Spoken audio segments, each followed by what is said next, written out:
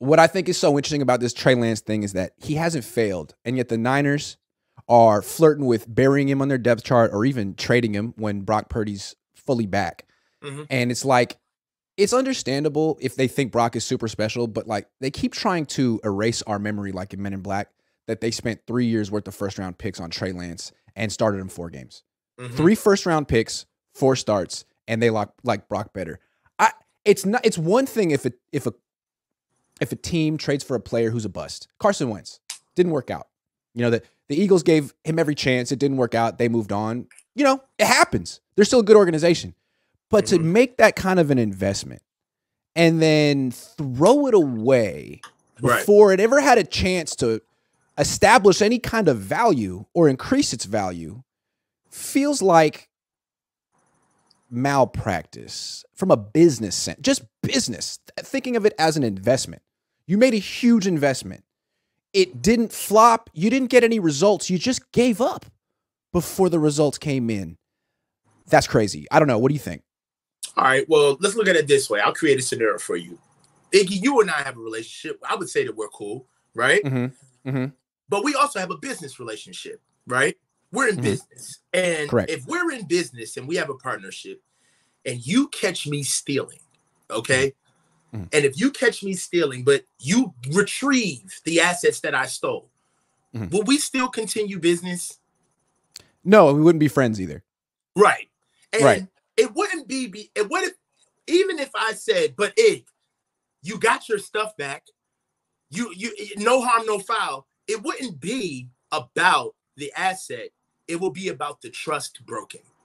I cannot trust you, coach. We can't move forward. And I don't know if you're going to do it again. I can't trust whether or not. In fact, I probably got to count on you doing it again. In fact, I have to count I probably got to count on you doing it again. Yeah. Right. Yeah. Especially if I'm trying to move on from it and not be responsible for what I did. Right. So let's get a couple of things out of the way. This has nothing to do with Trey Lance being good or not.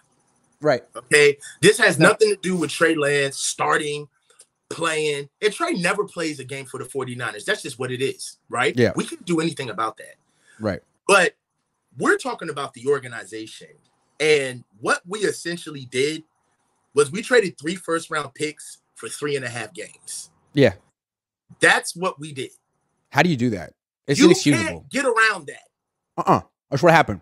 You can't get around that. So all of the stuff that happened in the middle, we found Brock, Jimmy stayed, he left, he came, all of that. NFC Championship appearance, great. NFC Championship appearance, we would have won if Brock's arm would have stayed together. Yeah. Niners football is back, all of it. That's cool. What are we going to do about spending 3 first-round picks on 3.5 games? That's right. And aren't you a little concerned that we haven't had the conversation yet? I kind of feel like, in a sense, it feels like the conversation is being swept under the rug. We're kicking the can. There's no responsibility tied to the assets because the picks are gone. We're going to have our picks next year. All right? Those picks are long gone. Whatever. The games are played. Yeah. But what type of assurances do we have moving forward with this regime that this won't happen again? Well, it's happened more than once. That's what's so troubling about it. They did this with another Trey in the same draft. People forget about it and don't care, but it mattered. They traded 2 fourth-round picks to move up in the 3rd round for Trey Sermon. They gave him 41 carries and waived him. Like, say what you want about Trey Sermon. Jordan Mason was better. You can't just burn draft capital.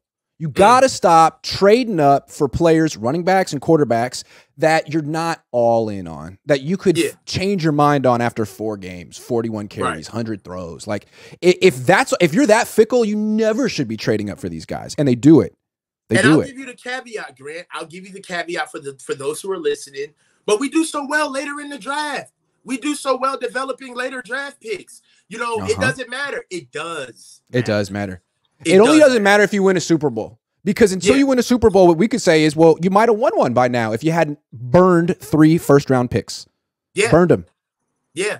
So, I mean, that's like 50% of my whole Trey needs to play campaign, if you will. That's like 50% from a business sense. That's just good business. You made an investment.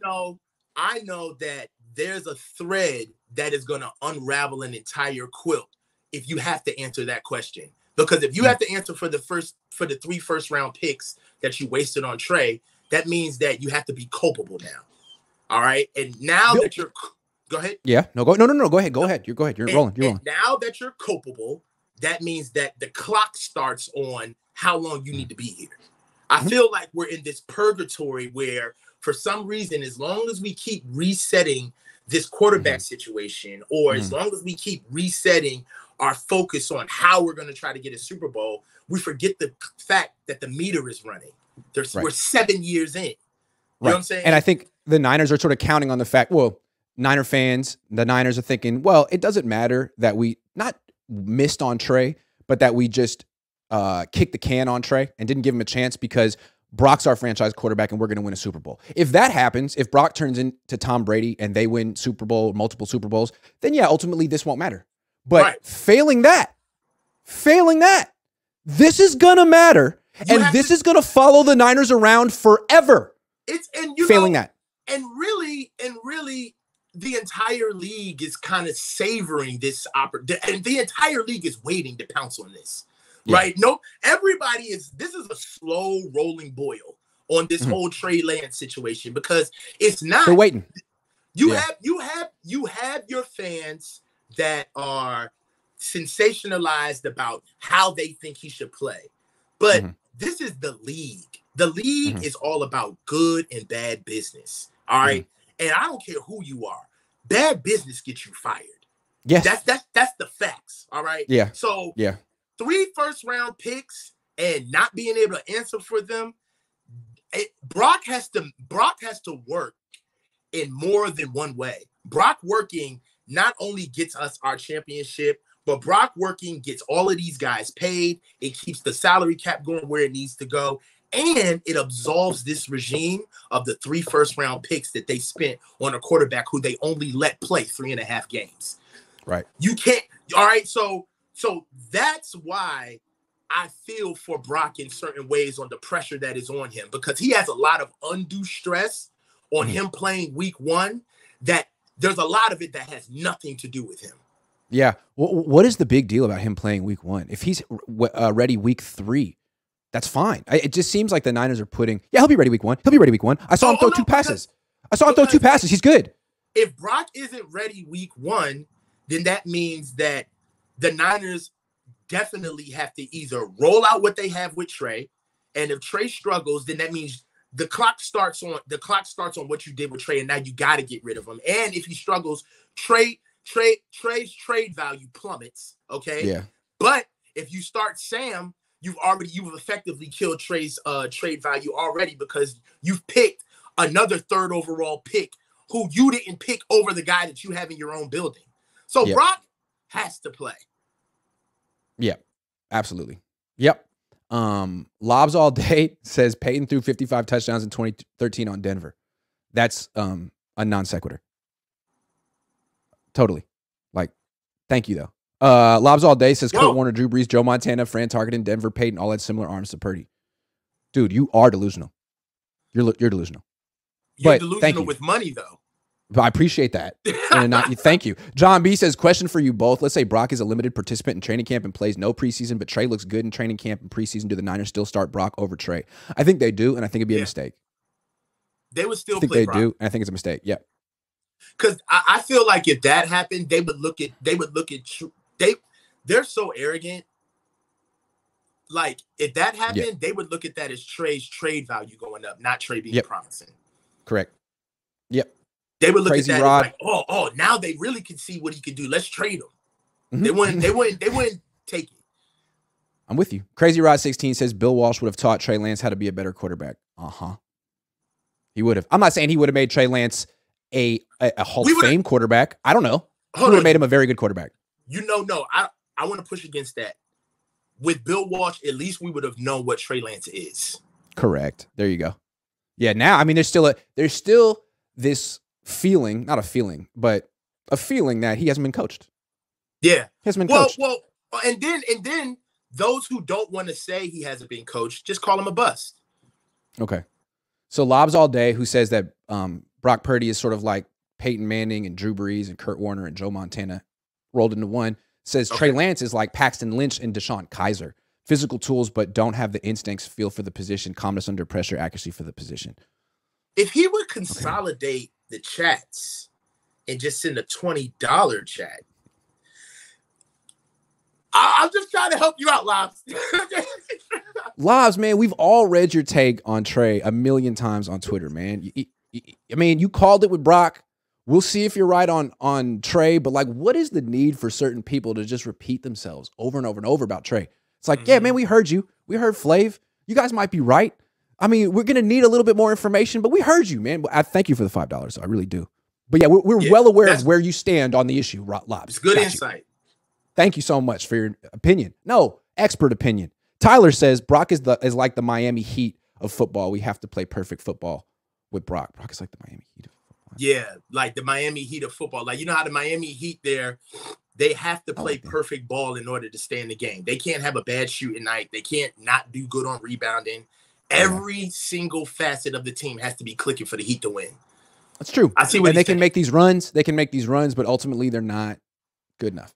Yeah, I mean, you're a Chrysler 300. You look like a Phantom until a Phantom pulls up.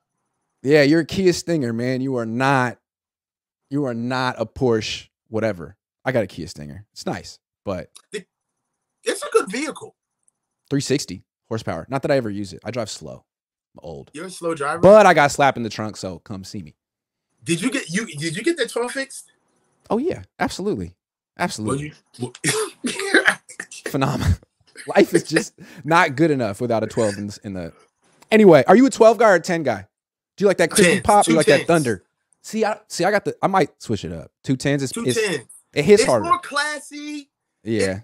People know you got some shit, but you're not being ignorant. Like 2 10s is the way to go. I like 12. That's thunder, man. That's got that low rumble. It's fun. True. I like that.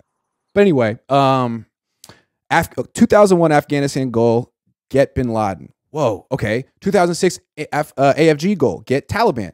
2011 AFG goal, democracy. 2020 AFG goal, women's rights. Kyle, like the Department of Defense, perfected the art of doubling down on a poor decision. That came out of left field.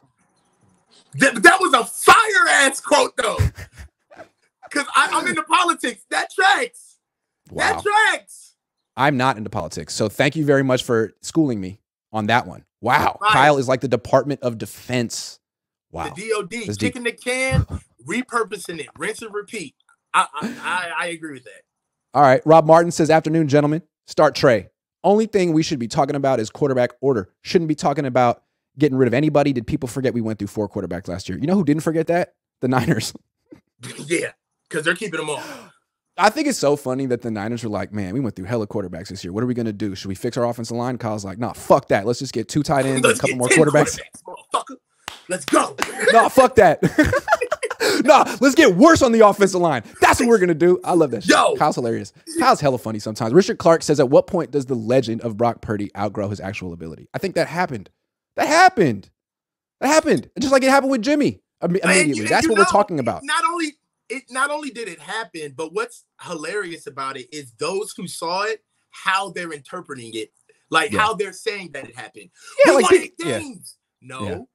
Brock got He's basically like Peyton Manning. No, not at all. No. He's like Brock Purdy. Yeah, I love this. We are gonna look back on this pocket of time and look at all of the people repurposing Brock Purdy's skill set as if it's Peyton Manning. We're gonna go back to all of these people with dynamic microphones standing in front of their cameras talking about yards per throw. I got a theory. People like Lobs and Larry. I'm not trying to be disparaging here. This is a compliment.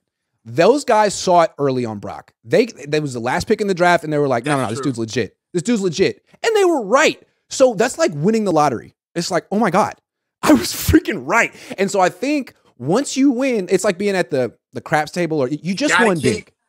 And you're like, now I got to keep it rolling. Now I got to say he's like going to be a franchise quarterback. It's like, no. Like, Cash out. He's You won. a tittle.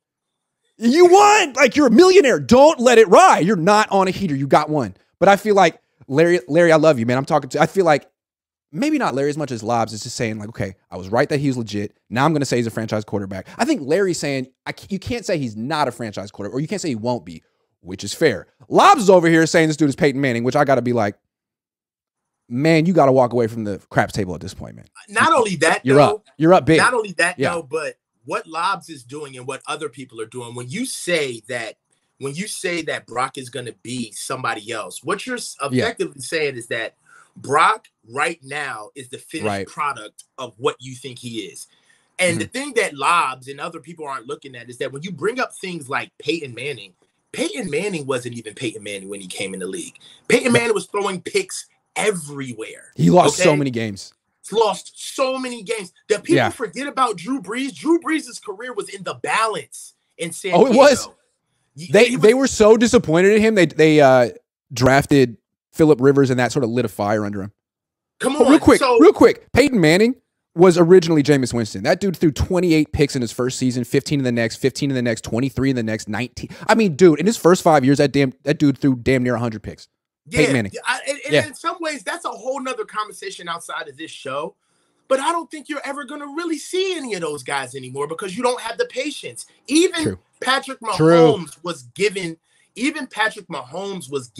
a little bit of time that even Trey Lance isn't getting. Right? So, like, it's true. Like, look at for the Bills, Josh Allen, Jalen Hurts. I mean, these guys got time. They got a whole franchise wrapped around them. They had a coach tether his career to them. So it was real accountability between them. That's not what we're doing here. No. That's not what we're doing here. No. May says, I had a dream last night that Brock was injured in a game and Darnold came in as a second string. Trey was third string. I'm an Eagles fan. WTF. Will you tell us about your Thank you for letting it. I don't ever remember my dreams, man. They flee immediately. SF Bay drummer says Grant spent some money and put 4 15s in the trunk. 4 15s, man. That's a lot.